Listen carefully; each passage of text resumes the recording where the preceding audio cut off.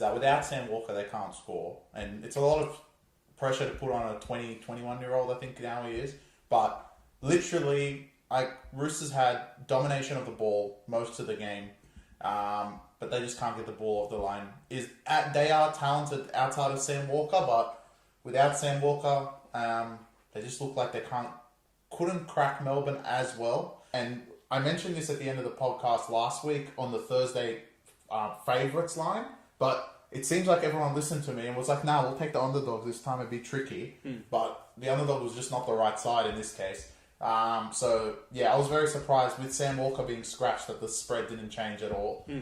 Because Roosters, like I said last year, when Sam Walker was dropped for no apparent reason and they started to lose every single fucking because game. they couldn't score. Because they couldn't score, it's exactly the same scenario. As young as he is, as maybe insignificant as some of you think he is, he actually isn't. He creates so much rhythm within that back line.